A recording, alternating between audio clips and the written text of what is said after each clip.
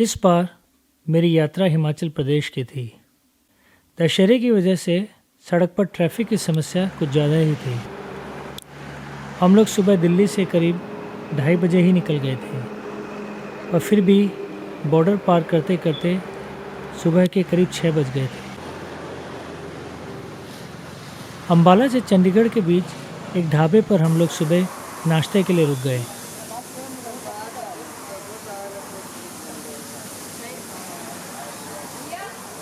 इस बार मेरे साथ एक पुराने मित्र विजय थे। मेरी कई वर्षों से ये इच्छा थी कि मैं उनके साथ एक पर्वतीय ट्रिप करूं, पर उनके अत्यधिक बिजी शेड्यूल के कारण कभी मौका नहीं मिला।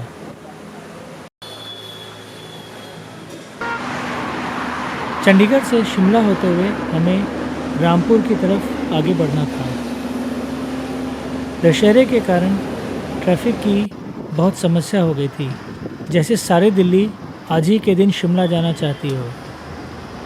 उसके अलावा बरसात में लैंडस्लाइडिंग के कारण कई जगहों पर सड़क के मरम्मत का काम चल रहा था। रास्ते में एक जगह पर हमें भुट्टे बिकते हुए दिखे, जिसे लेने के लिए हम लोग रुक गए।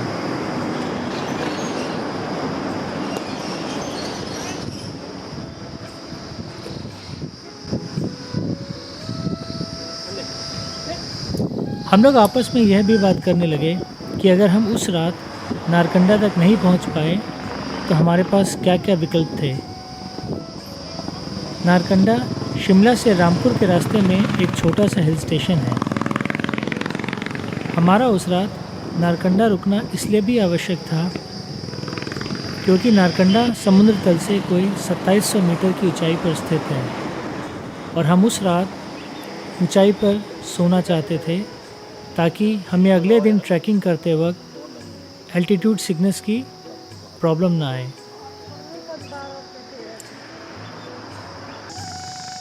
हमने शिमला जाने का प्लान छोड़ चहल से होकर नारकंडा जाने का प्लान बनाया। यह रास्ता थोड़ा लंबा तो था, पर इस रास्ते में ट्रैफिक मिलने की संभावना बहुत कम थी।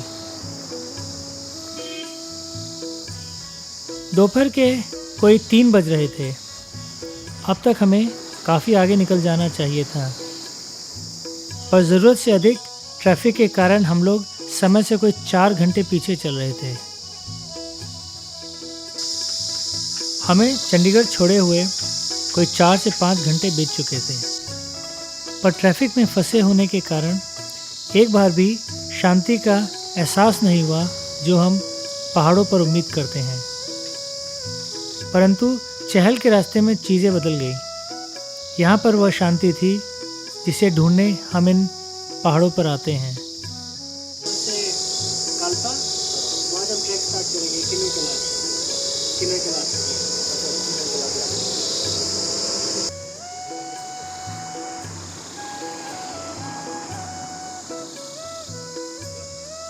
यहाँ कोई 10 साल के बाद आया था और यह देखकर काफ़ी अच्छा लग रहा था कि इन 10 सालों में यहाँ कुछ ज़्यादा बदलाव नहीं आया था। ऐसी कितनी जगह हैं हमारे देश में जहाँ पर 10 साल में प्रगति के नाम पर हमने उन जगहों को पूरी तरह से बदल या बर्बाद न कर दिया हो। नारकंडा पहुँचते पहुँचते रात के 10 बज गए। जैसा कि हमें शक था, वहाँ ठहरने के लिए हमें कोई जगह नहीं मिली। रात हमने अपने कार में ही बिताई।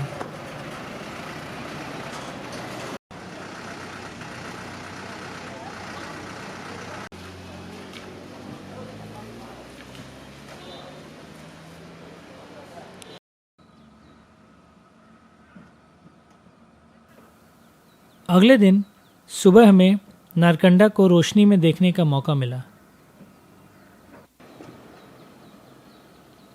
रात को अंधेरे में सड़क के अलावा हम कुछ नहीं देख पाए थे। वहाँ मुझे ऐसा कुछ भी नज़र नहीं आया जिससे वह जगह आकर्षक लगे, पर कुछ तो कारण होगा जिस कारण लोग नारकंडा घूमने के लिए बड़ी तादाद में आते हैं। कुछ ही देर गाड़ी चलाने के बाद हम लोग काफ़ी नीचे आ गए और तेज़ बहते सतलुज नदी के साथ साथ बढ़ने लगे। क्योंकि हम लोग नारकंडा से सुबह काफ़ी जल्दी निकल गए थे, अब हम लोग थोड़ा रुक रुक कर भी आगे बढ़ सकते थे।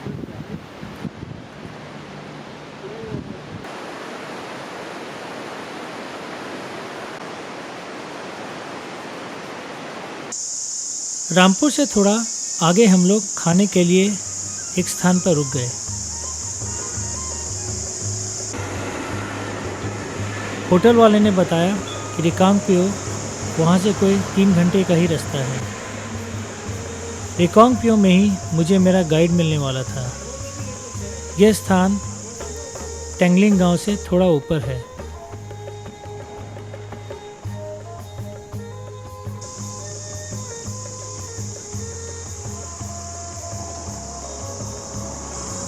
हम लोग ऊंचे ऊंचे पहाड़ों को निहारते हुए गरम गरम पराठे खा रहे थे। होटल वाला हमें अगल बगल के पर्वतों के बारे में जानकारियाँ दे रहा था।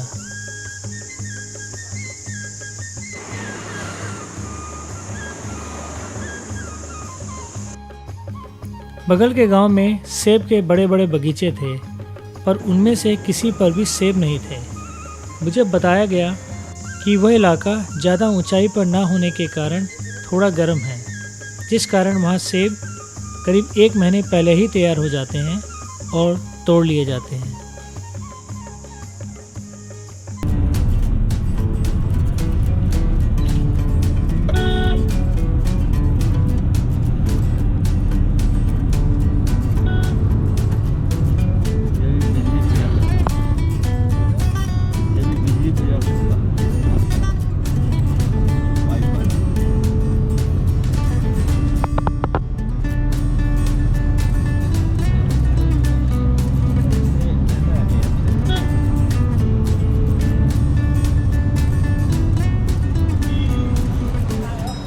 हम लोग करीब 2 बजे रिकांगपिओ पहुंच गए।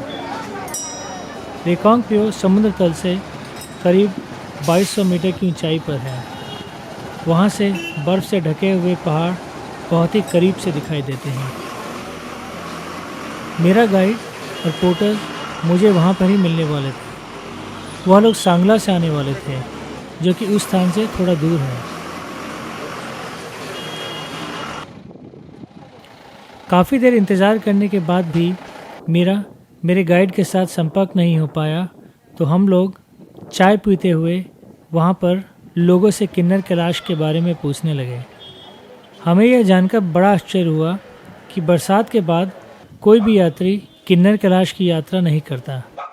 हमने जिससे भी बात की, हर किसी ने यही बताया कि अब इस मौसम में किन्नर कैलाश की यात्रा संभव ही नहीं है। पड़ेगा। उसकी पीछे आएगी फिर गणेश पारे में, उसके बाद आएगा कृषि से चढ़ना पड़ेगा, ऐसे मिलना पड़ेगा सीधा। ये आप कह रहे हो कि अभी पूरा बर्फ पड़ा हुआ? हाँ, फिर उसके पीछे आगे चढ़ना पड़ेगा। फिर गुफा आएगी, सीधी गुफा के पास जो पहले बैठे जो गणेश पारे चलेंगे ना, उसका बाद चल जाओ सीधे ऊपर, उसको क्रॉस करना। फिर नीचे आएगा ग्लेशियर, वहाँ फिर बड़ी बर्फ है, पूरा बर्फ का वो दरिया ही बना हुआ है। हम लोग थोड़ी देर के बाद उस पार्किंग में आ गए जहाँ पर हमने गाड़ी लगाई थी। उस पार्किंग से वह पर्वत तो दिखते हैं जिनके पीछे किन्नर कैलाश है, पर असल किन्नर कैलाश की शिला हमें वहाँ से दिखाई नहीं देती। उसे देखने के लिए हमें वहाँ से थोड़ा ऊपर काल्पा नाम के स्थान पर जाना पड़ता है। काल्पा की ऊंचाई भी समुद्र तल से लगभग 2700 मीटर है।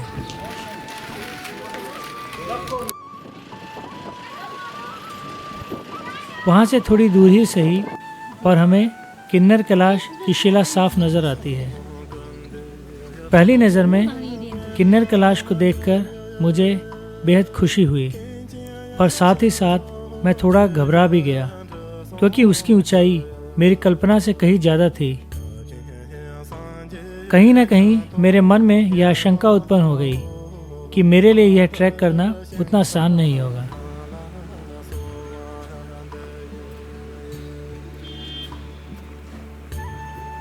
जैसा कि मुझे रास्ते में बताया गया था कि आगे किन्नौर में अभी भी सेब मिलेंगे, यहाँ सभी पेड़ों पर वास्तव में सेब लगे हुए थे। हिमाचल के दूसरे इलाकों की तुलना में किन्नौर में सेब सबसे आखिर में तैयार होते हैं और सुना है कि उनकी कीमत भी बहुत अधिक होती है।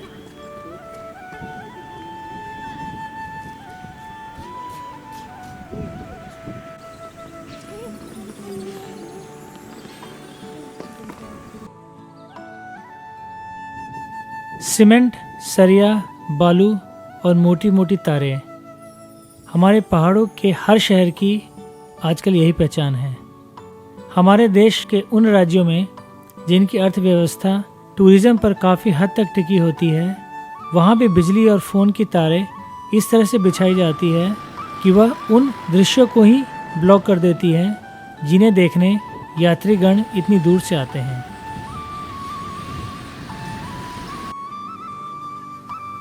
काल्पा में एक बहुत ही मशहूर बौद्ध मंदिर है जिसे देखने हम लोग पहुँचे। ज़्यादातर लोग जो रिकोंगपिओ या काल्पा में रहते हैं वह बौद्ध धर्म को ही मानते हैं।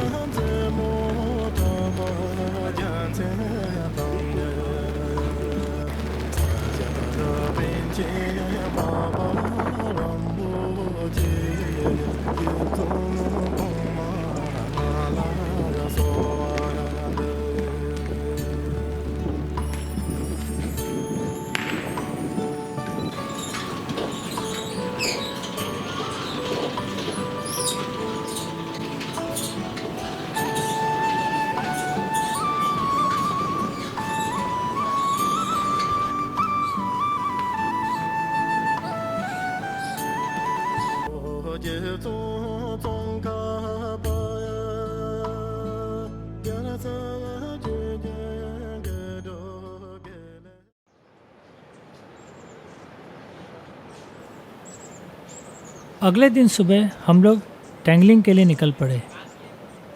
टेंगलिंग गांव सतलुज नदी के दूसरी तरफ है। हमें पहले रिकोंगपिओ से नीचे आना पड़ा, फिर पुल से नदी पार करके हम लोग टेंगलिंग गांव में पहुंचे।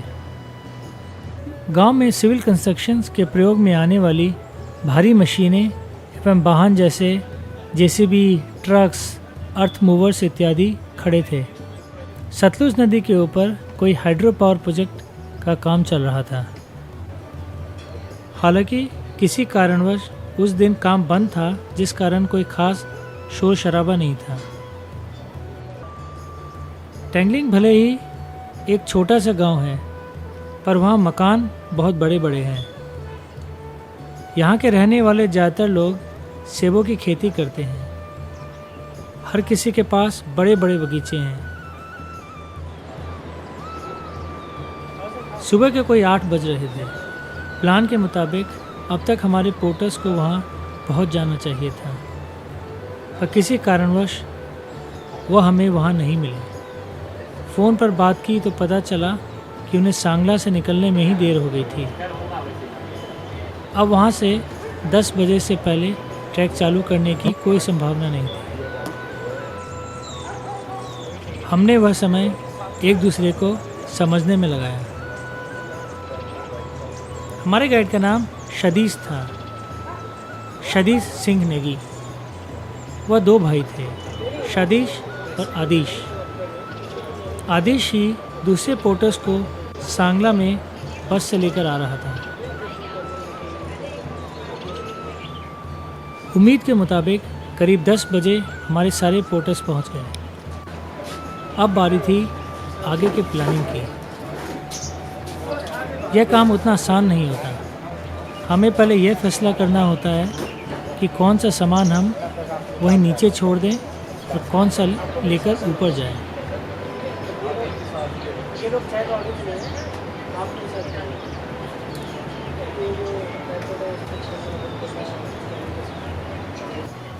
और फिर चालू हुआ सामान को उलटफेर करने का काम। हमेशा की तरह इस बार भी हमारे पोर्टर्स नेपाल के थे। देखकर उनकी उम्र काफ़ी कम लग रही थी। खासकर उनमें से एक तो बिल्कुल 13-14 साल का बच्चा लग रहा था। मेरा दिल नहीं मान रहा था कि उससे मैं काम करवाऊं। उसने जब मुझे अपने काम करने का परमिट दिखाया, तब मुझे यकीन हुआ कि उसकी उम्र 18 साल की थी।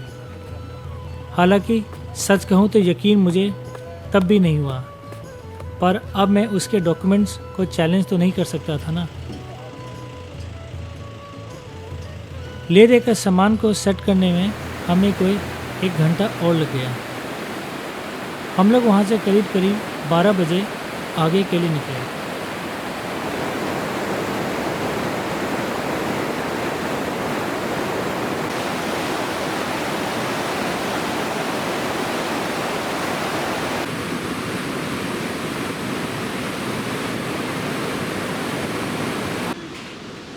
कुछ दूर तक हमें नदी के साथ साथ पैदल ही जाना था।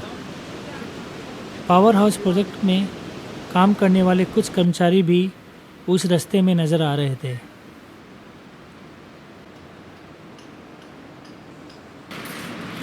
एक स्थान पर पहुँचे जहाँ पर नदी पार करने की एक अनोखी सुविधा थी। जो लोग गाड़ी से पुल पार करके टैंगलिंग नहीं आना चाहते, वह इस साधन का पूरा इस्तेमाल कर सकते हैं, अगर उनमें इसकी हिम्मत है।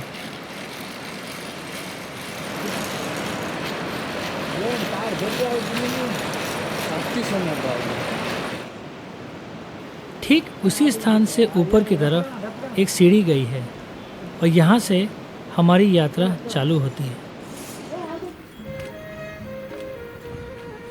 हम लोग टैंगलिंग गांव के अंदर से होते हुए आगे जाने लगे।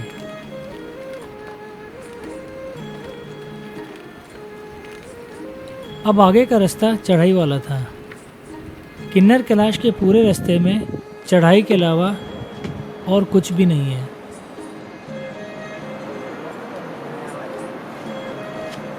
यह ट्रैक वैसा नहीं है जैसा मदमहेश्वर का था। इस ट्रैक में सिर्फ ऊपर ही ऊपर जाना होता है। क्योंकि हमने चढ़ाई दोपहर में चालू की थी, शायद इस कारण शुरुआत से ही काफ़ी थकान महसूस हो रही थी।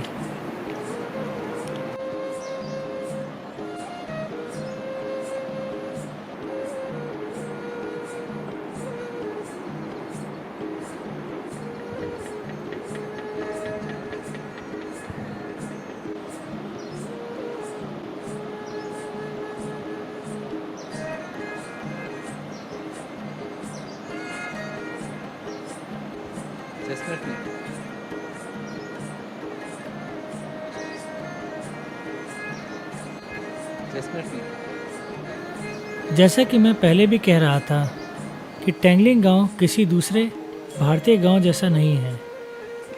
इसे देखकर लग रहा था जैसे हम लोग यूरोप में आ गए हों। बड़े बड़े मकान, बहुत ही कम लोग और हरियाली। हर तरफ खुशहाली का माहौल था। ऐसा लगा कि इन लोगों ने अभी तक डेमोग्राफिक डिविडेंड के झांसे में आकर अपने गांव की जनसंख्या नहीं बढ़ाई थी। गांव में ही एक महिला से मुलाकात हुई। जब उन्होंने सुना कि हम लोग इस मौसम में किन्नर कैलाश की तरफ जा रहे हैं तो वह चकित रह गई। ऐसा लगा कि जैसे हम लोग कोई बहुत बड़ा पाप करने जा रहे थे। हालांकि अभी तक खुलकर यह बात किसी ने बताया नहीं कि जुलाई और अगस्त के अलावा किसी और मौसम में ऊपर ना जाने का कारण क्या है।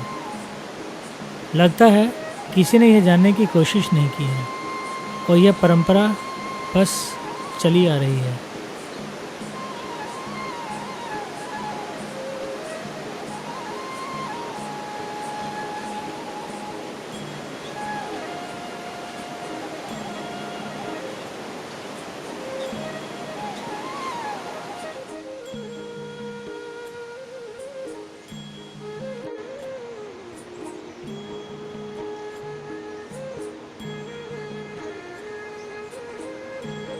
सामने इस तरह के पुराने ओल्ड ट्रेडिशनल टाइप के हाउसेस हैं, वुडन एंड स्टोन से बनाए जाते थे विद मड। तो इनमें इंसुलेटर होता है, सर्दियों में गर्म रहता है और गर्मियों में थोड़ा ठंडा रहता है स्टोन इफेक्ट की वजह से। लोग इसमें निचले वाली मंजिल जो है वो पशुओं के लिए यूज़ करते हैं और ऊपर खुद रहने के लिए। और ये जो सामने अलग सा कुछ स्ट्रक्चर है, इसमें लोग अपने घास वगैरह विंटर स्टोरेज रखते हैं अपने कैटल्स के लिए। इसी गांव में एक छोटा सा 2 मेगावाट का मिनी हाइड्रो पावर प्लांट भी है।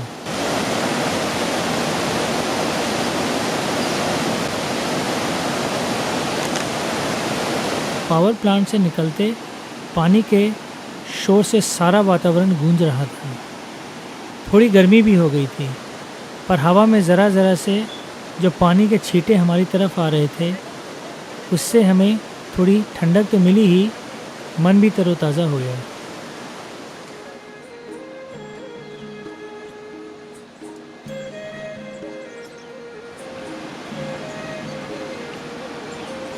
कुछ लोग सामूहिक रूप से काम करते दिखे।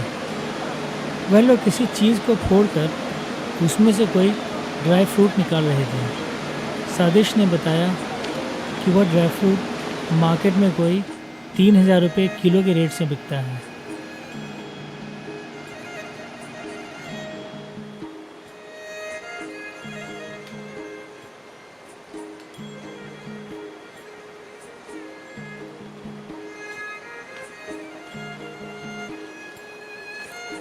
हमारे पोर्टर्स हमसे थोड़ा आगे निकल गए थे। आज रात हमें गणेश पार्क रुकना था, जो टेंगलिंग गांव से कोई 10-12 किलोमीटर ऊपर है। गणेश पार्क को कुछ लोग आशियाना पार्क भी कहते हैं। एक ही गाँव है, और आपके गाँव से थोड़ा ऊपर जाके एड्रेस दिखता है, सगम आता है। तो चढ़े होगे उधर तो जो लोग रहते हैं वो शेरपा होते हैं ना।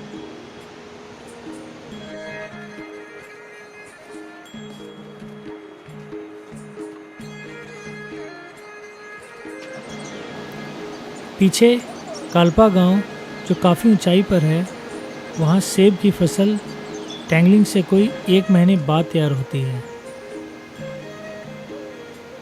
कालपा में पेड़ सेबों से लदे हुए थे, जबकि इस गांव के सारे सेब टूट चुके थे।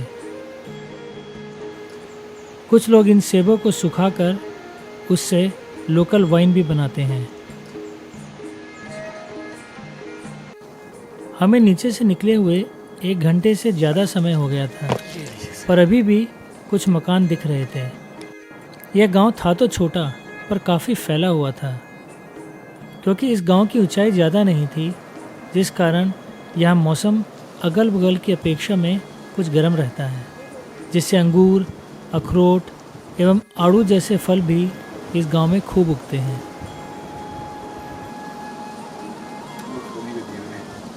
आड़ू है सॉरी पेड़ से आड़ू नहीं करना चाहिए था शूट।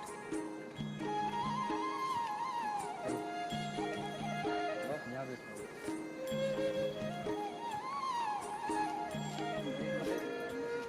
ऊपर जा नहीं पाएंगे, क्या हुआ? हाँ, ऊपर ठंड होगा, ठंड। कैलाश तक हाँ, कैलाश ऊपर कहाँ से सकेंगे, इतना ठंड होगा नहीं जा पाएंगे। ना, मुश्किल ही। चलो कम से कम यह बात तो पता चली कि कुछ लोग इस मौसम में ऊपर ना जाने की सलाह अधिक ठंड के कारण देते हैं।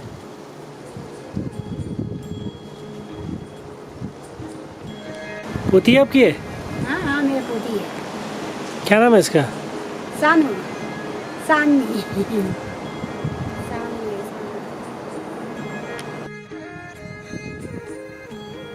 यह गांव मुझे इतना पसंद आया कि अगर मेरे पास कुछ अधिक समय होता तो मैं यहाँ एक दिन अवश्य बिताता।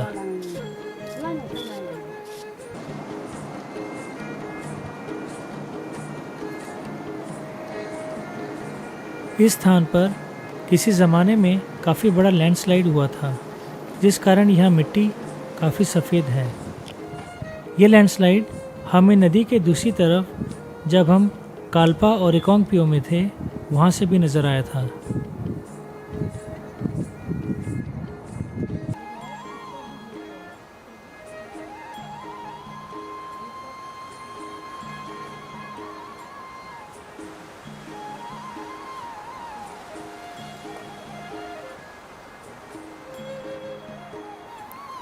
मैं ट्रैकिंग अक्टूबर के महीने में ज़्यादा पसंद करता हूँ।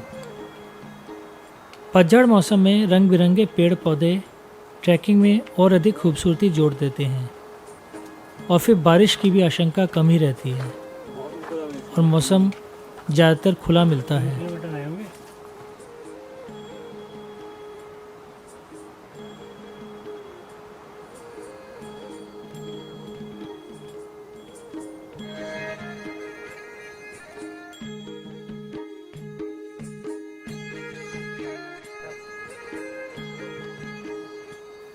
यहाँ पर एक ढाबा है जो कि इस मौसम में बंद था, क्योंकि मैं और सादिश थोड़ा पीछे रह गए थे।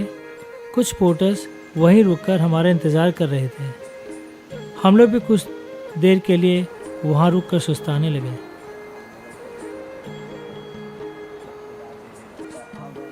यह करीब करीब गांव का आखिरी इलाका था। अब इसके बाद एक दो ही मकान रह गए थे। थोड़ी ही आगे रास्ता थोड़ा नीचे की तरफ जाता है। वहाँ एक छोटा सा झरना है। हमें उसे पार करके आगे जाना था।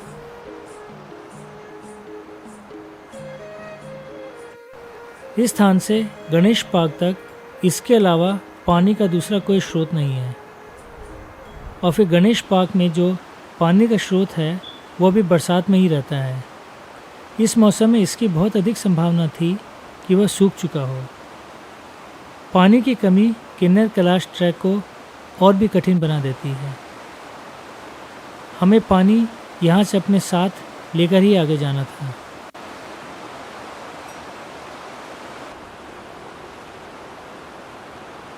हम नदी के किनारे पहुँचे तो वहाँ दूसरी तरफ ऊपर की तरफ से पत्थर गिर रहे थे। ऊपर से कोई चिल्ला कर हमें दूर हटने को कह रहा था। हम लोग एक साइड में आकर रुक गए और स्थिति का जायज़ा लेने लगे। सादिश ने बताया कि शायद कुछ लोग ऊपर से लकड़ियों के बड़े लॉग्स नीचे ला रहे थे, जिस कारण मिट्टी और पत्थर फिसल कर नीचे गिर रहे थे।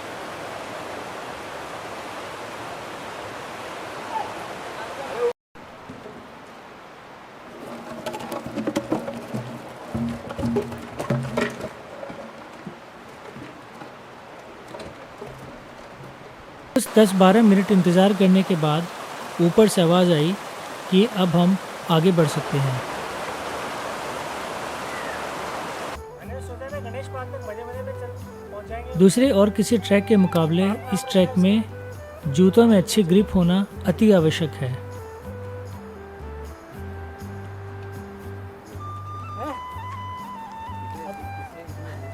अभी भी मेरे पास सोचने का मौका है।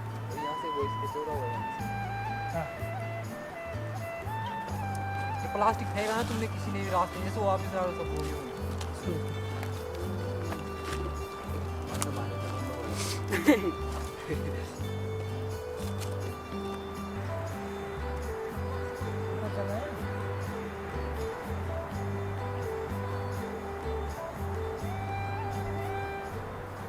मैं दूसरों से काफ़ी पीछे चल रहा था। बोतल में पानी भर लेने के कारण थोड़ा सामान का वज़न भी बढ़ गया था।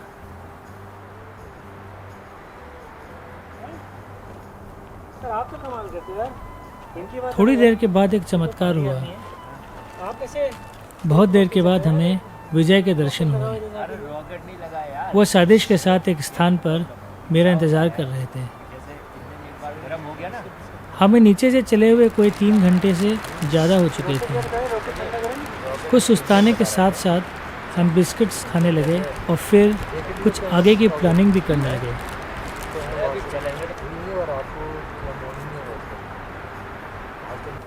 मेरे हिसाब से बिस्किट खाना तो एक बहाना होता है कुछ ज़्यादा देर बैठकर सुस्ताने के लिए। पहुंचने में कम से कम कितने घंटे लगने चाहिए? चढ़ाई इतनी अधिक थी कि यहाँ आते आते ही हालत ख़राब हो गई थी, जबकि हमने तो अभी तक आधा रास्ता भी तय नहीं किया था। हमारे चढ़ाई का एंगल एवरेज 45 डिग्री का होगा। खैर, हम लोग आगे बढ़ चले। कुछ दूरी पर ही आदिश दूसरे पोर्टर्स के साथ हमारा इंतज़ार कर रहा था।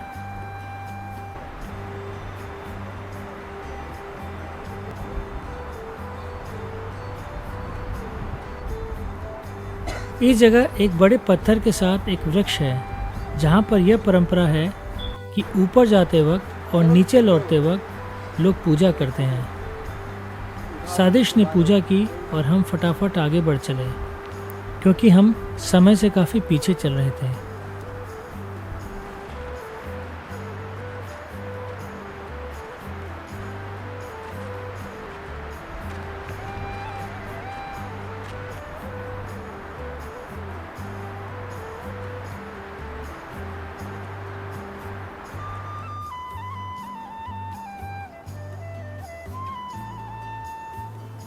खड़ी चढ़ाई के बाद अगर 2-4 मीटर भी फ्लैट रास्ता आता था तो बेहद खुशी होती थी।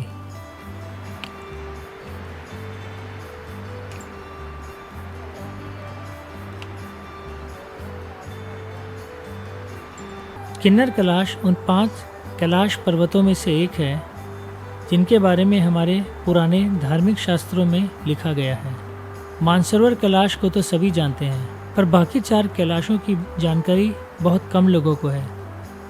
मानसरोवर कैलाश जो कि तिब्बत में है, उसी के रास्ते में आदि कैलाश है जो उत्तराखंड में आता है। बाकी 3 कैलाश हिमाचल प्रदेश में हैं, मणि महेश कैलाश, श्रीखंड कैलाश और किन्नर कैलाश। खूबसूरती के मामले में इस घाटी ने हमें कतई निराश नहीं किया था।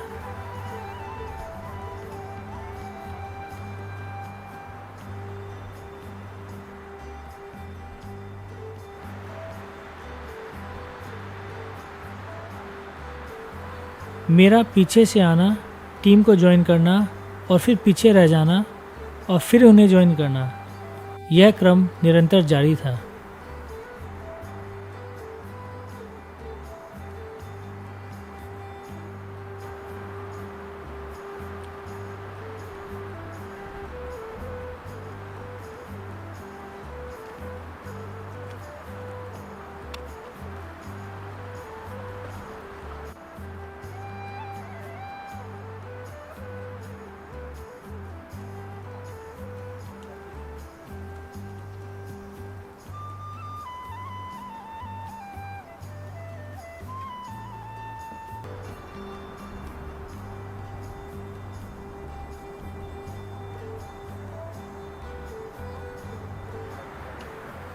यह काला सूटकेस मैं अपने साथ अक्सर लेकर जाता हूँ। ऐसा नहीं है कि मैं इसे पोर्टर्स को उठाने के लिए बहुत जोर देता हूँ, बल्कि पोर्टर्स इसे खुद ही ले जाना चाहते हैं क्योंकि यह उन्हें उठाने में आसान रहता है। इसके अंदर ज़्यादातर कपड़े और कंबल आदि होते हैं।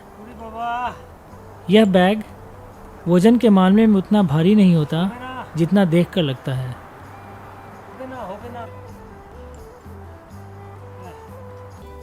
हमारी गति कोई खास अच्छी नहीं थी।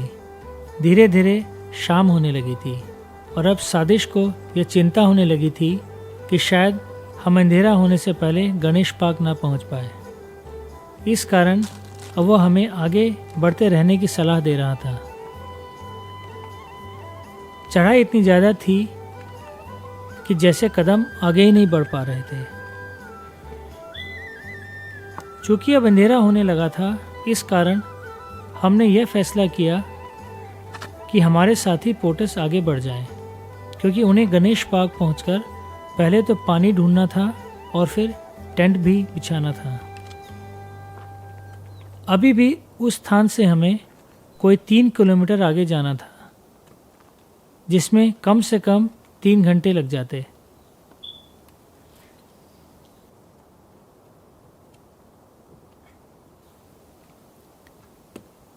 हम लोग अंधेरे में टॉर्च की रोशनी के सहारे टेंट पर पहुंचे। मैं और विजय अकेले ही थे। सादिश हमें उस जंगल में अकेला ही छोड़ गया था। जब हम भटकते हुए थके हारे अपने टेंट के पास पहुंचे तो एक अच्छी खबर मिली कि पानी के स्रोत को गणेश पार्क से थोड़ी दूर पर हमारी टीम ने ढूंढ लिया था।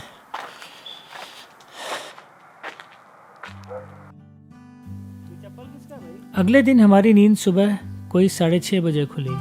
पिछली रात को हम काफ़ी थक गए थे। खाना खाकर सीधा सो गए थे। अंधेरे में हमें यह भी पता नहीं चल पाया था कि जहां हमारा टेंट लगा है वह स्थान कैसा है। दिन के नज़ारे में देखा तो एहसास हुआ कि हम जहां सोए थे वह जगह किसी जन्नत से कम नहीं थी।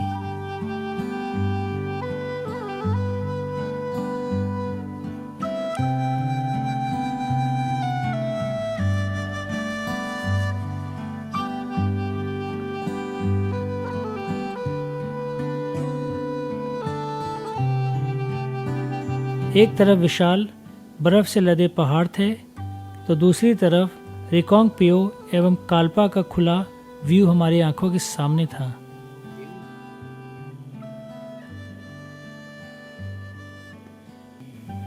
पूरी रोशनी में जब नीचे रिकोंग पियो को देखा तो एहसास हुआ कि पिछले दिन करीब 7 से 8 घंटे में हमने कितनी ऊंचाई हासिल कर ली थी। रात में ठंड बहुत ज़्यादा हो गई थी और हमारे टेंट के ऊपर फ्रॉस्ट की एक लेयर जम गई थी, पर सुबह कुछ देर सूरज की रोशनी पड़ते ही हमारा टेंट सूख गया।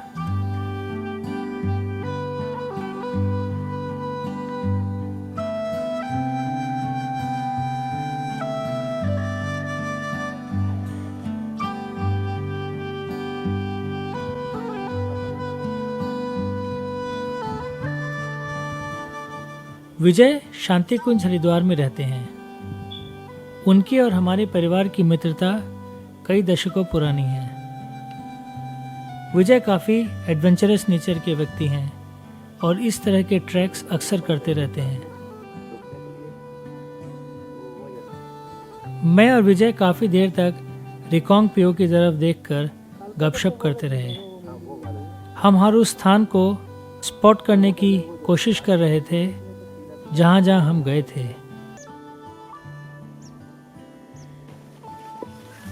क्योंकि यह जानकारी मुझे पहले से ही थी कि इस पूरे रास्ते में कई दिनों तक हमें बिना बिजली के रहना पड़ेगा, इसलिए अपने बैटरी पैक को चार्ज करने के लिए मैं अपने साथ कुछ सोलर पैनल्स लेकर गया था। यहाँ के साफ मौसम और चटकीली धूप को देखकर मैंने उन पैनल्स का प्रयोग चालू कर दिया। पहाड़ों का क्या पता कब मौसम बदल जाए और यह धूप चली जाए।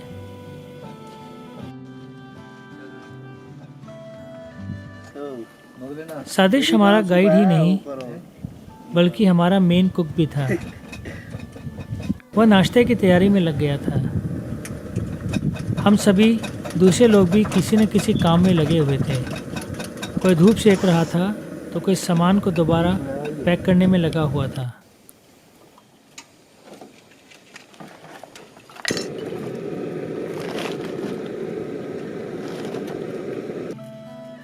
विजय शहद के काफ़ी शौकीन हैं। उनके अनुसार ट्रैकिंग के लिए शहद एक कारगर दवाई है। यह बहुत सारी शारीरिक तकलीफ़ों को एक साथ दूर कर देती है और साथ ही साथ इससे एनर्जी भी बहुत आती है। यह एक बेहतरीन टॉनिक है।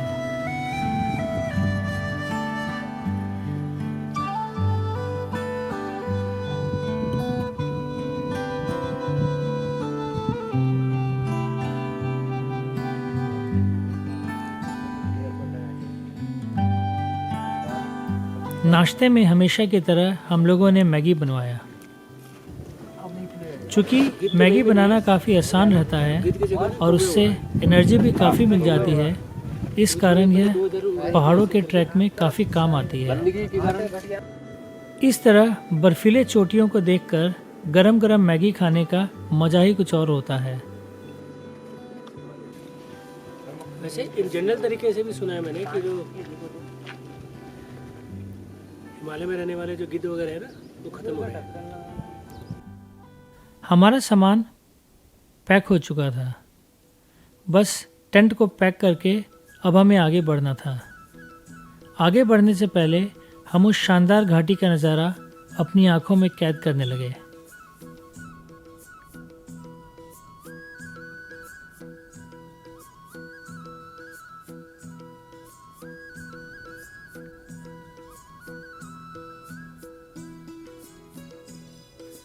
हम जहाँ पर रुके थे वह गणेश पार्क से कोई आधा किलोमीटर नीचे था।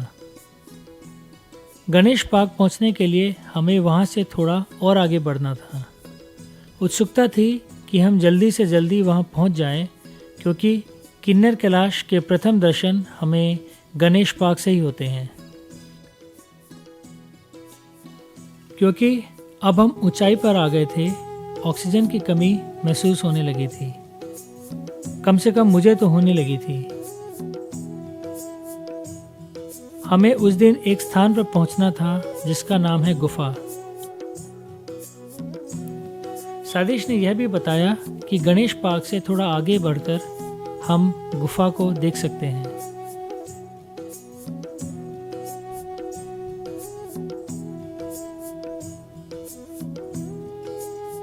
हम लोग जैसे जैसे ऊपर जाते हैं आसमान का रंग और नीला हो जाता है और उस गहरे नीले बैकग्राउंड में हरे हरे वृक्ष और भी खूबसूरत लगते हैं। ट्रैकिंग करने के लिए सुहावने मौसम का होना बहुत लाभदायक रहता है, जो कि उस दिन था। कोई जल्दी भी नहीं थी क्योंकि गणेश पार्क से गुफा 3-4 किलोमीटर से ज़्यादा दूर नहीं है।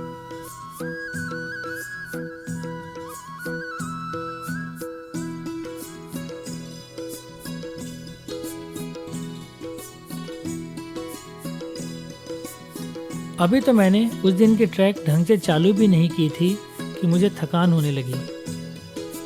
फिर भी मैं जैसे तैसे गणेश पार्क पहुंचने की कोशिश में था। सोचा कम से कम मैं किन्नर कैलाश के दर्शन तो कर लूं। सादिश ने बिल्कुल सही कहा था। वहां पहुंचते ही थोड़ी दूर पर इस रूट में पहली बार हमें किन्नर कैलाश की शिला नजर आई।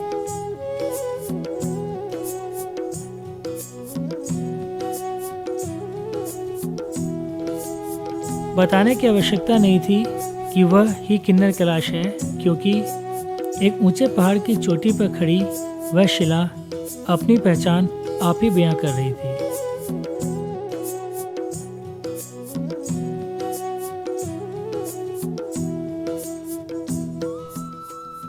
मैं थोड़ी देर तक वहीं सिर्फ किन्नर कैलाश की चोटी और आसपास के नज़ारों को ध्यान से देखता रहा। कालपा गांव से पहली बार दूर से इस शिला को देखा था तो कुछ घबराहट अवश्य हुई थी। गणेश पार्क चारों तरफ पहाड़ों से घिरा हुआ स्थान है। यह एक खुला मैदान है जो कि 30-35 डिग्री के एंगल पर टिल्टेड है। वहाँ एक छोटा सा कमरा, एक बहुत छोटा सा मंदिर और थोड़ी दूर पर एक दूसरा टिन शेड है।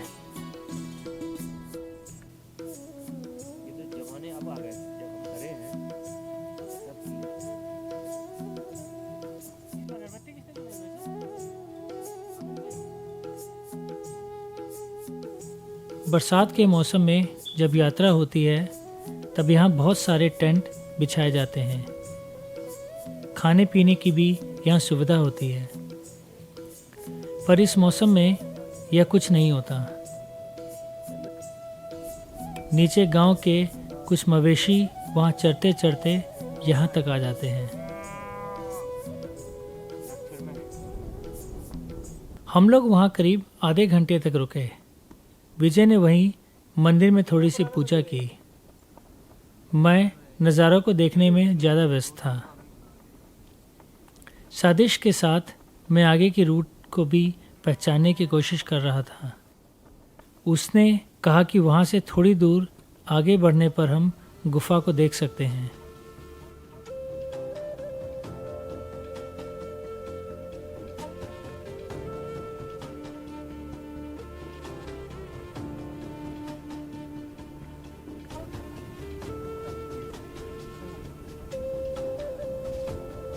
और फिर जैसा सादिश ने कहा था, थोड़ी दूर आगे जाने पर हम थोड़ी और ऊंचाई पर आ गए और वहाँ से हमें आगे का रास्ता साफ साफ दिखने लगा।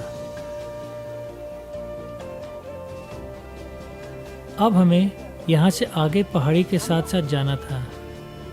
गुफा भी उस स्थान से साफ साफ नजर आ रहा था।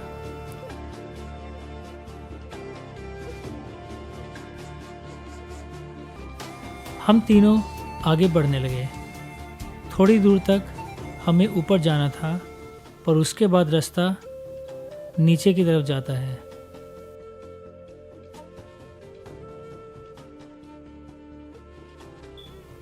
हमारे बाएं साइड में जो गहरी घाटी थी वह वृक्षों से भरी हुई थी। सादिश ने बताया कि पहले किन्नर कैलाश जाने का वही मेन रास्ता था अभी भी कुछ लोग उसी रास्ते से गुफा की तरफ जाते हैं। इससे वह लोग इस पहाड़ी के साइड वाले खतरनाक रास्ते को पूरी तरह बाईपास कर देते हैं। अभी तक का रास्ता मुझे मुश्किल ज़रूर लगा था, पर खतरे वाली कोई बात नहीं दिखी थी, इस कारण मैं कुछ कह नहीं सकता था।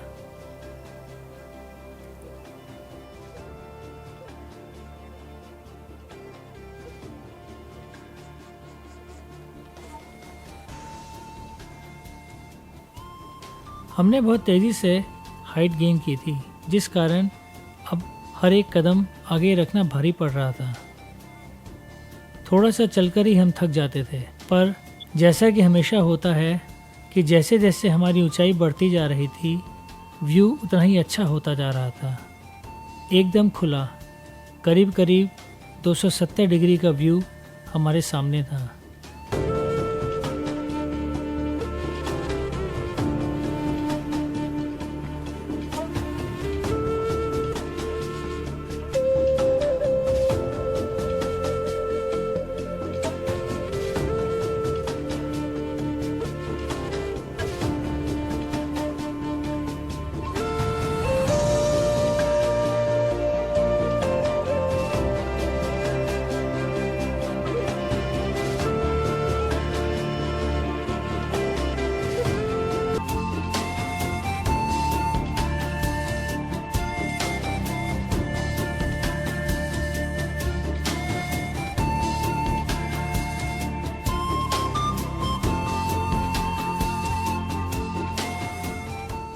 कई कई जगह तो हमें बैठने में भी दिक्कत होती थी, डर लगता था। हर सामान को सोच समझकर रखना पड़ता था। जरा सी गलती करते तो सामान लुढ़क कर नीचे गिर सकता था। बरसात के मौसम में भले ही फिसलन एवं कीचड़ ज़्यादा होती हो, पर बादलों के कारण एक फ़ायदा यह होता है कि हमें ऊपर से नीचे की गहराई का ज़्यादा पता नहीं चलता।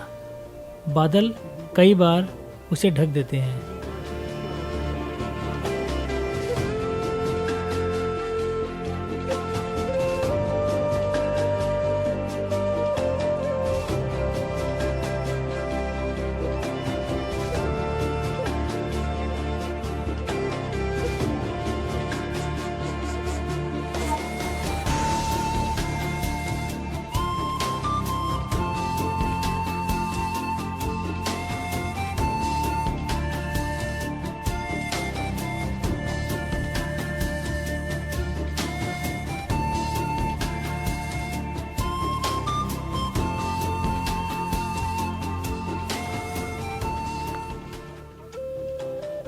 थोड़ी देर के बाद हमने अपने साथी पोर्टर्स को पीछे से आते देखा।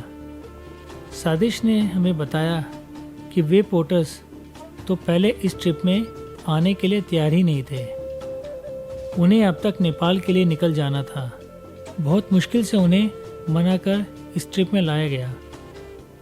उसके हिसाब से वह 4 दिन के लिए ही तैयार हुए थे, जबकि मेरी तरफ से यह ट्रैक 5 दिन का था। कोशिश थी कि हम उसे 4 दिन में कर लें, पर हमने फिर भी 1 दिन एज ए कंटिजेंसी रखा था।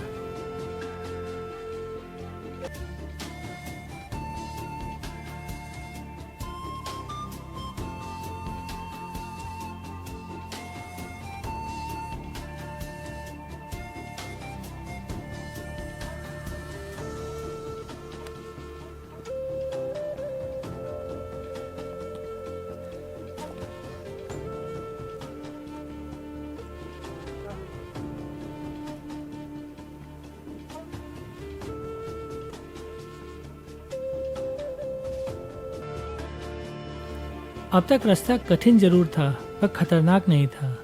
पर अब हम एक ऐसे हिस्से में आ गए थे जहां से हमें कोई 40 से 50 फुट के करीब 70 से 80 डिग्री के एंगल पर नीचे उतरना था। मिट्टी गीली थी, उस पर बजरी भी थी, जिस कारण जरा सी गलती होने पर फिसलने का खतरा था। और साथ में ही थी सैकड़ों फीट गहरी खाई। यहाँ पर फिसलने का एक ही मतलब था, गहरी खाई में गिरना। यहाँ गलती की कोई गुंजाइश नहीं थी। पहले सतीश ने पोर्टर्स को पार करवाया। नेपाली पोर्टर्स एक्सपर्ट होते हैं, वह ऐसी कंडीशंस में ही जीते हैं, इसलिए उनके लिए यह कुछ भी नहीं है। मेंटली वह जानते हैं कि वह यहाँ फिसल नहीं सकते।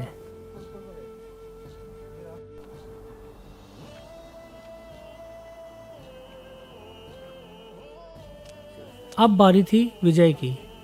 विजय की खासियत है कि उनमें भी आत्मविश्वास गजब का स्ट्रॉन्ग है। भले उनके जूते भी मेरे जूते की तरह ग्रिप ना बना पा रहे हो, पर उन्हें भरोसा था अपने बैलेंस पर, और वह भी धीरे धीरे कर उस हिस्से से निकल गए।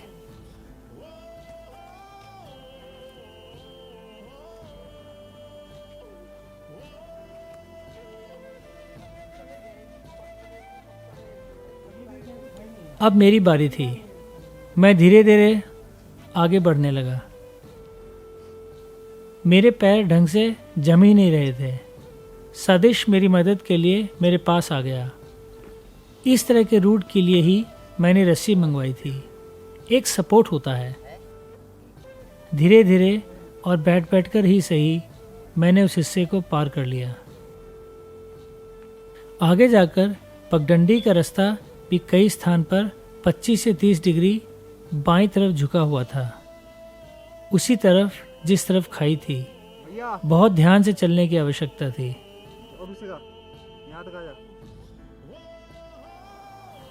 यह कहना बहुत आवश्यक है कि पहाड़ों पर कोई भी रास्ता किसी खास मौसम में बहुत आसान, परंतु किसी दूसरे मौसम में बहुत मुश्किल हो सकता है।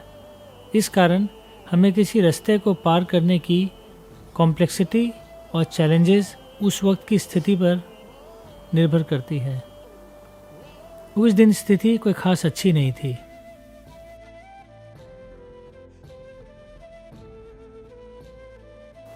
वहाँ से थोड़ी दूर तक का रास्ता नीचे की तरफ जाता है। मैं और विजय दोनों कई बार फिसल कर उस रास्ते में गिरे। जैसा कि मैंने पहले भी कहा था, इस ट्रैक में चढ़ाई और उतराई का एंगल बहुत अधिक है, जिस कारण बढ़िया जूते बहुत आवश्यक हैं।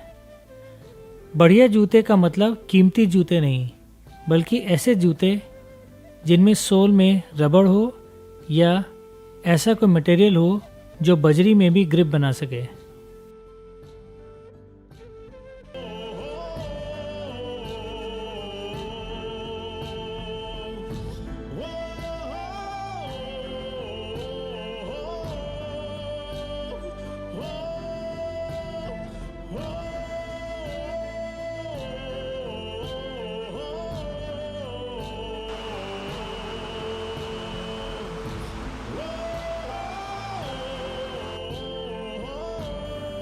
थोड़ी दूर पर फरीदाबाद के एक डॉक्टर मिले जो किन्नर कैलाश की यात्रा करके लौट रहे थे। हम वहाँ पहुँच गए थे किन्नर कैलाश शिवलिंग के सामने, और वहाँ से 10:30 बजे वापस चले हैं, और फिर यहाँ पे 2:30 बजे यहाँ पहुँच गए थे।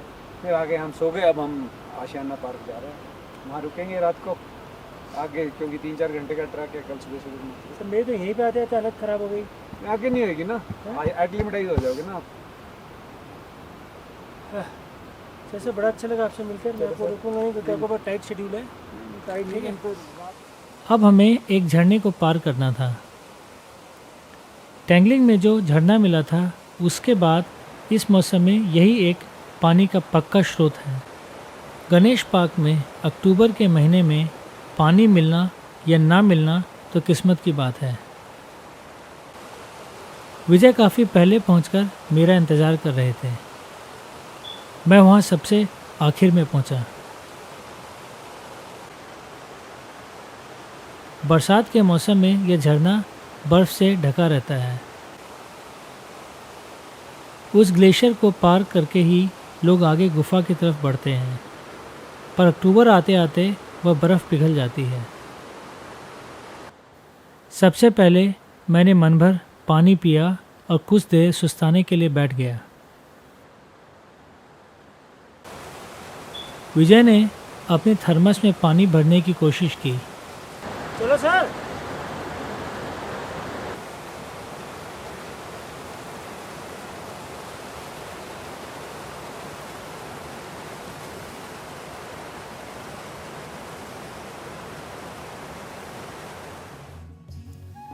उस झरने से गुफा कोई 300 मीटर ऊपर की तरफ है। हम लोग करीब करीब 37 या 3800 मीटर की ऊंचाई पर होंगे। मैं अपने साथ एल्टीमीटर भी लेकर आया था, पर किसी कारणवश उसके रिजल्ट्स कंसिस्टेंट नहीं आ रहे थे। यह पूरा इलाका पत्थरों से भरा हुआ है। यहाँ कभी भी ऊपर से लुढ़कते पत्थर नीचे आ सकते हैं। यह या तो जानवरों के चलने की वजह से खिसक कर नीचे आते हैं या फिर दिन और रात के तापमान के अंतर के कारण।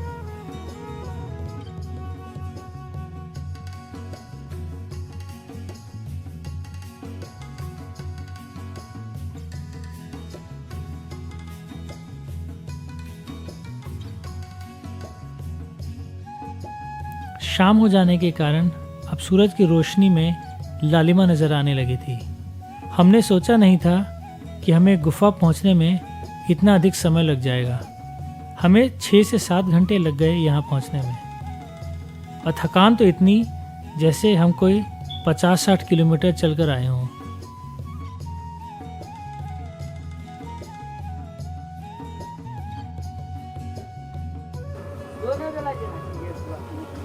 हमेशा की तरह मैं गुफा सबसे आखिर में पहुंचा। सादिश अपने भाई आदिश और अन्य लोगों के साथ खाने पीने की व्यवस्था में लगे हुए थे। वहीं विजय उनके बगल में बैठकर आराम कर रहे थे। आज हमें बस यहाँ तक की यात्रा ही करनी थी।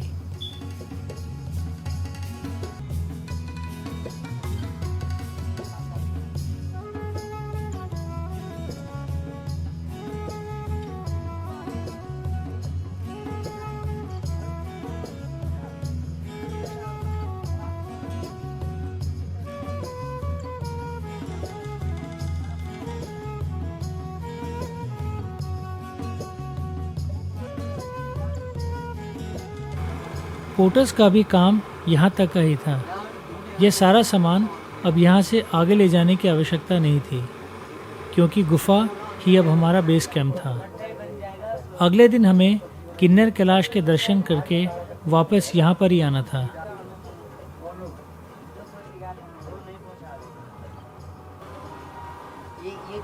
इतनी थकान भरी यात्रा के बाद बैठकर गरम गरम सूप पीने का आनंद ही कुछ और है।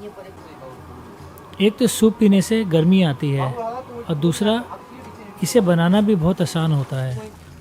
ये रेडीमेड पैकेट्स में आते हैं, बस इनमें गर्म पानी मिलाना होता है।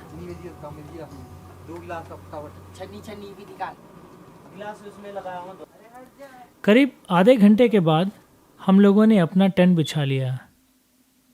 जैसा पहाड़ों में अक्सर होता है, रोशनी अचानक से कम हो गई और ठंड अचानक से बढ़ गई। हम सुबह करीब 3:30 बजे वहाँ से निकल जाना चाहते थे, ताकि हम शिला 10 बजे से पहले पहुँच जाए। हम थके हुए थे, इस कारण खा पीकर जल्दी सो गए।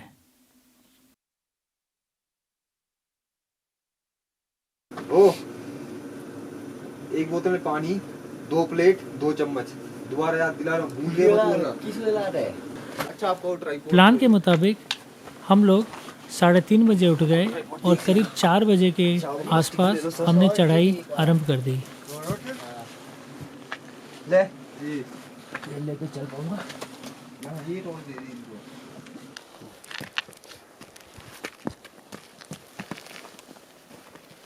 रात के अंधेरे में हमें रास्ते का कुछ खास पता नहीं चल रहा था, जो कि अच्छा ही था। चढ़ाई बिल्कुल खड़ी थी। हम लोग करीब 1 घंटे तक लगातार ऊपर चलते रहे और फिर थक कर 15 मिनट के लिए एक स्थान पर बैठ गए। 60 हो गया ये तो। 4160। हाँ जी, सिंधुपाल चौक, उससे आगे इधर गोरखा 10 जिलों में रहे हम। दार्जिलिंग। 10 जिले। अच्छा, हाँ उससे तो बहुत लगता है हमारे को हाँ, जाने को। राहत सामग्री लेके गए थे। ऊपर ऐसे ही गांव है हमारा, मतलब। और राहत सामग्री लेके गए थे ना, तो गांव गांव में वहाँ पे अच्छा 2 महीने रहे थे। अच्छा। हमारे ट्रैक के लिए यह एक डिफाइनिंग मोमेंट था। इस जगह सादिश से एक बहुत बड़ी गलती हो गई।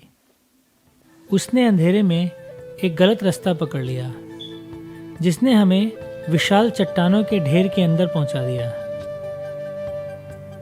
अब हम सिर्फ इन चट्टानों पर चढ़ और उतर रहे थे और अपने आप को थका रहे थे। हम कुछ मीनिंगफुल रास्ता कवर नहीं कर रहे थे। यह गुफा है। हम रात में यहाँ कहीं रुके थे। यह सही रास्ता था, पर हम गलती से इस तरफ चले गए थे।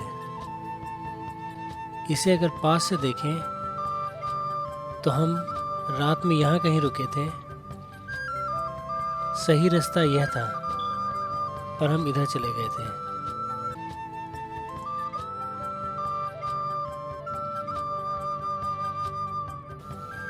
इन चट्टानों के बीच गहरी गहरी खाइयाँ थी और कोई फिसलकर उसमें गिर जाए तो उसे निकालने के लिए एक प्रोफेशनल कंपनी के लोग रस्सी तक लेकर भी नहीं आए थे।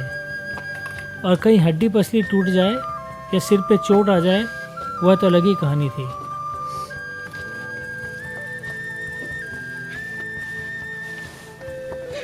वे सारे चट्टान बर्फ की तरह ठंडे थे, जिनको छूने से हमारे हाथ बिल्कुल नम पड़ गए थे।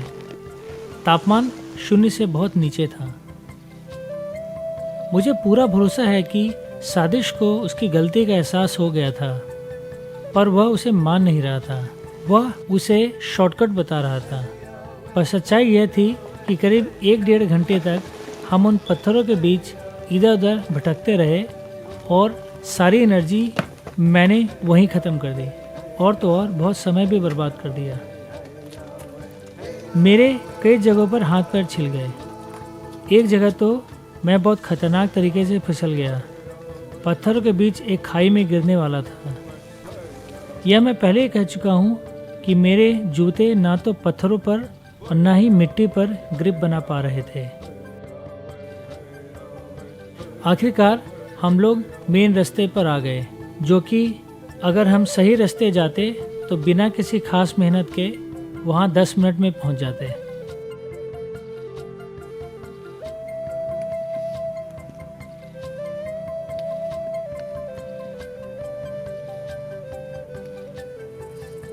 पिछले 1.5 से 2 घंटे के तजुर्बे ने मेरी हिम्मत बिल्कुल तोड़ दी। हमें भूलना नहीं चाहिए कि हम ये सारी चीज़ें करीब 4500 मीटर की ऊंचाई पर कर रहे थे, जहां ऑक्सीजन बहुत कम होती है। वह एनर्जी जो मैं पार्वती कुंड से किन्नर कैलाश में जाने के लिए इस्तेमाल करता, वह तो मैंने यहाँ पर ही ख़त्म कर दी थी।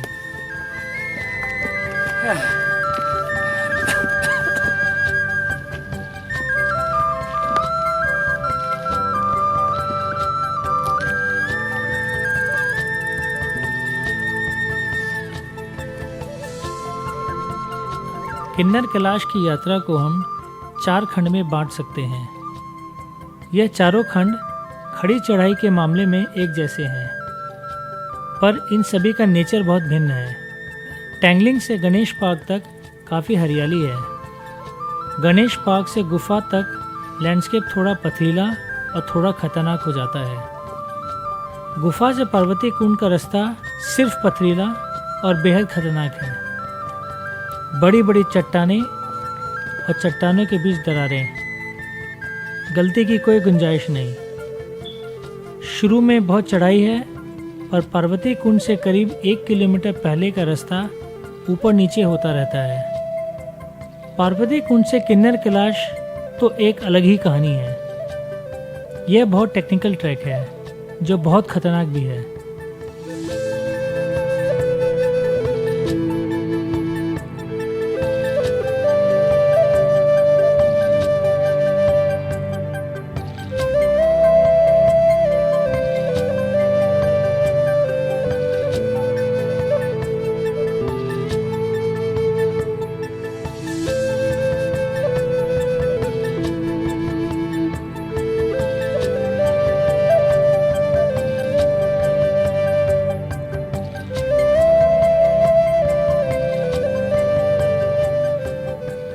अब मुझे इस स्थान पर बरसात में आने का फ़ायदा नज़र आया। एक तो इतनी ठंड नहीं होती, जिस कारण यह चट्टानें इतनी ठंडी नहीं रहती हैं। फिर कुछ और लोग नज़र आते हैं तो उससे हिम्मत बनी रहती है। इसके अलावा वहाँ सरकारी व्यवस्था भी होती है, जिससे कुछ भी गड़बड़ होने पर मदद की उम्मीद रहती है। इस वक्त ऐसा कुछ भी नहीं था। अगल बगल के दृश्यों की बात करें तो वह बेमिसाल थे। ऊंचे ऊंचे बर्फ से लदे पर्वत और उनके नीचे पत्थरों से ढके ग्लेशियर। जगह जगह पर हमें छोटे बड़े क्रीवास नजर आ रहे थे।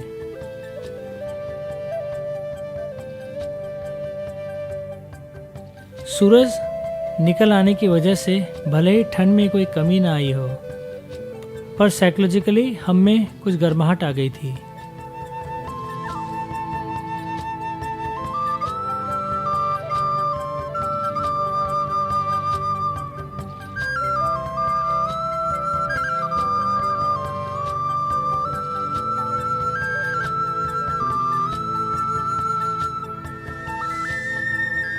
पूरे रास्ते में ऊपर की तरफ किन्नर कैलाश के दर्शन हो रहे थे। ऐसा लग रहा था कि वह शिला लगातार हमारे प्रयासों एवं गतिविधियों पर नज़र रख रही हो। इसी को अगर धार्मिक भावनाओं से कहें तो ऐसा लग रहा था कि भगवान शंकर निरंतर हमें अपनी तरफ आता देख रहे थे।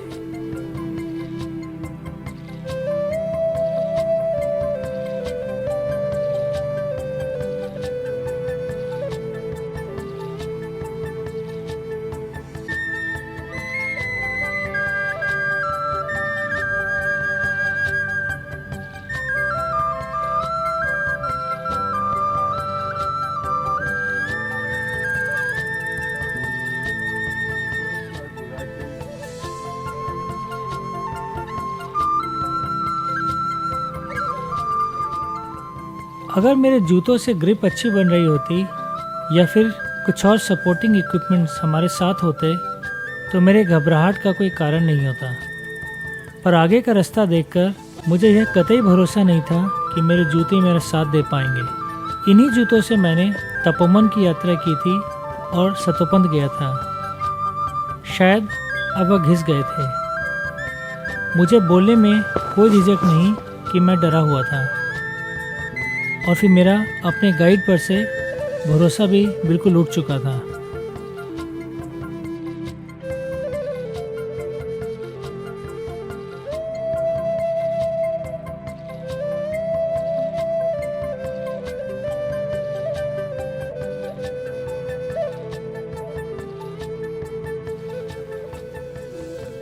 मुझे यह भी बताने की आवश्यकता नहीं कि मैं अभी भी सबसे पीछे चल रहा था। विजय, सादिश और सारी टीम मुझसे काफ़ी आगे निकल गई थी।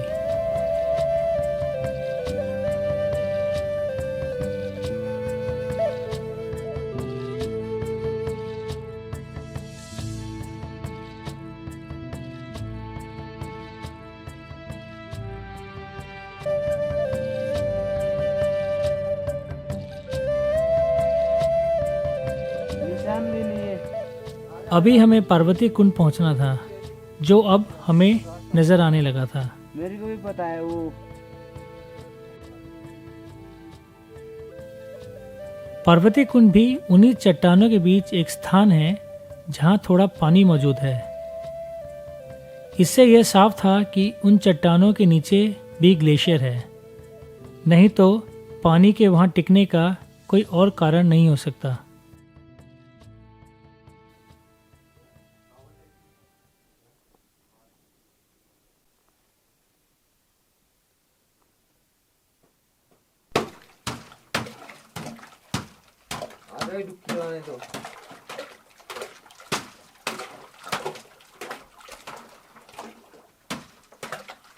विजय ने बिना समय गवाए उस स्थान पर पूजा अर्चना चालू कर दी।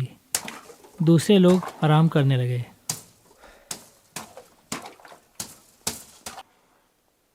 सर, चंदन सर, हाँ जी, आपका बोतल लोग काली की बैग में, उसमें पानी ले लेते हैं। पूजा के बाद विजय मेडिटेट करने लगे और मैंने वाहियात सवाल पूछना चालू कर सर दिया। अपनी चढ़ाई कहाँ है? वो कैलाश है क्या? हमने इस वाले बीच वाले से चढ़ना ऊपर, हैं? इस वाले से। तो यहाँ से ऊपर जाएंगे, ठीक है? अब हम उस शिला के ठीक नीचे आ गए थे, इसलिए उसका आकार बहुत बड़ा दिख रहा था और नीचे आ जाने के कारण वह थोड़ा छुप सा भी गया था। पर ऊपर वहाँ पे नहीं जाएंगे नहीं, इसके बीच में गैलरी है, क्या? इसके बीच में ऐसा गैलरी है, ये भी गैलरी से ऊपर वहाँ से ऊपर। हर किसी को पता था कि जिस शिला के बारे में मैं पूछ रहा था वह किन्नर कैलाश ही है, पर शायद मैं ये सुनना चाहता था कि कोई मुझसे कहे कि अरे नहीं, वहाँ कौन जाएगा, पर अफसोस ऐसा किसी ने नहीं कहा।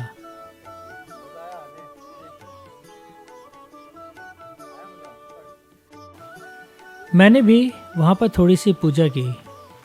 अब वहाँ से आगे मैं पूजा के बदौलत ही जा सकता था। मुझ में आगे बढ़ने की ना तो हिम्मत थी और ना ही भरोसा। खुश? आपका मन रखने के लिए पी लूं?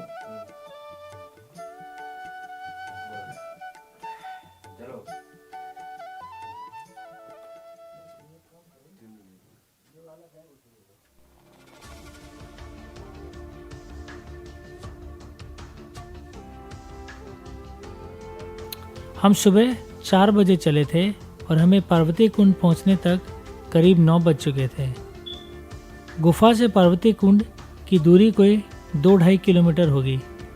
हमें वहां पहुंचने में इतना अधिक समय नहीं लगना चाहिए था, पर हमने बहुत अधिक समय और एनर्जी गलत रास्ते में गंवा दिया। मेरा मूड बिल्कुल अच्छा नहीं था।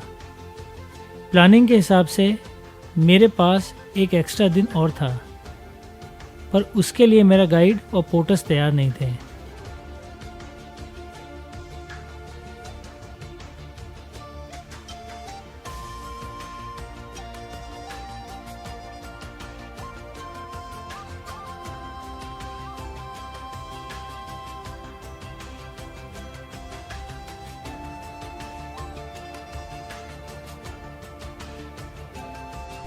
उस स्थान से किन्नर कैलाश की शिला की दूरी कोई 400 या 500 मीटर होगी, पर वो रास्ता कोई 70 से 75 डिग्री के एंगल पर है। ऊपर से पत्थर गिरते रहते हैं, जिनकी आवाज़ें हर कुछ देर में हमें सुनाई पड़ रही थी।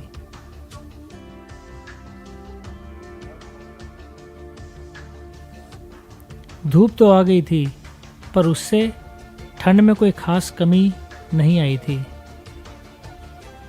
और तो और बर्फीली हवाएं और चलने लगी थी।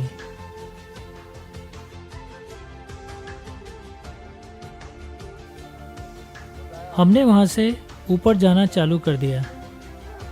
अगले 150 मीटर के करीब ऊपर जाने में हमें और 1 घंटे लगे।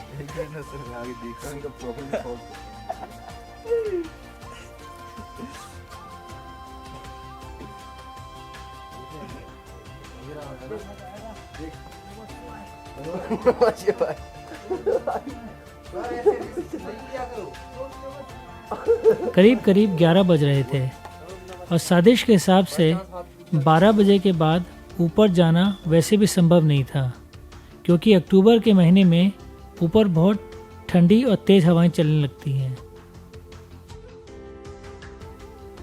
साजिश के हिसाब से ऐसा प्रतीत हो रहा था कि कुछ हफ्ते पहले ही वहाँ कोई मेजर रॉक स्लाइड हुआ था, जिससे नए नए पत्थर ऊपर से नीचे गिरे थे। वह अभी स्टेबल नहीं हुए थे। बदकिस्मती से उनमें से एक पर मैं चढ़ गया और वह पत्थर पूरा हिल गया, जिससे मेरा कॉन्फिडेंस और डगमगा गया। मैं अपनी टीम के लिए एक बोझ बन गया था। यह पक्का था कि जिस गति से मैं ऊपर जा रहा था, उस हिसाब से हमें कम से कम 1.5 से 2 घंटे और लग जाते, जिससे ऊपर पहुंचने की विंडो बंद हो जाती। इसलिए न चाहते हुए भी मैंने ऊपर जाने का प्लान ड्रॉप कर दिया। आखिर के 200 मीटर मैंने पार न करने का एक दुखद फैसला किया। बिना समय गंवाए विजय, सादिश और टीम के दूसरे लोगों के साथ आगे बढ़ गए। अब मेरे पास थोड़ा समय था। मैंने कुछ तस्वीरें खिंचवाई और धीरे धीरे नीचे बढ़ने लगा। मन बहुत दुखी था। अगर चीज़ें प्लान के हिसाब से चलती तो हम लोग आज फिर से गुफा में ही रुक जाते और अगले दिन आराम से किन्नर कैलाश की शिला तक पहुंच सकते थे, पर कोई इसके लिए राज़ी नहीं था। हम लोग धीरे धीरे गणेश पार्क की तरफ बढ़ने लगे। विजय दूसरे लोगों के साथ दर्शन करके वापस लौटते हुए हमें गणेश पार्क से थोड़ा पहले मिल गए। हम लोग अपने टेंट में करीब 8 बजे टॉर्च की रोशनी के सहारे पहुंचे।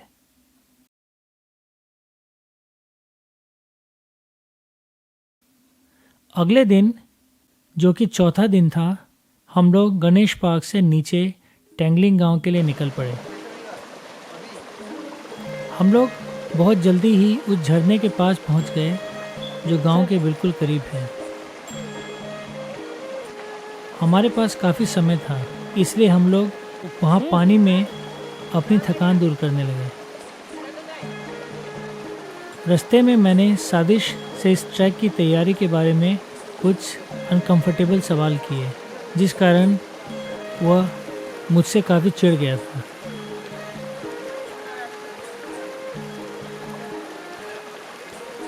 कोई भी ट्रैक किसी एक कारण से फेल नहीं होता, उसके कई कारण होते हैं। स्वाभाविक है, मैं वहाँ बैठा इन्हीं सब कारणों पर विचार कर रहा था। सपोर्टिंग इक्विपमेंट्स का ना होना, बहुत ही क्रूशियल पॉइंट पर रास्ते में भटक जाना, घिसे हुए जूते का इस्तेमाल करना, अगले दिन एक और बारी अटेम्प्ट ना करना और मन में उत्पन्न डर से ना जूझ पाना, यह सभी कारण थे जिससे यह ट्रैक मेरे लिए सफल सिद्ध नहीं हो पाया। पर बहुत खुशी थी कि विजय उन्हीं स्थितियों में भी ऊपर शिला तक पहुंच पाए। यह उनके मानसिक शक्ति का प्रमाण देती है। आखिर हमारी टीम सफल हुई थी, चाहे इंडिविजुअली मैं ना हो पाया हूँ।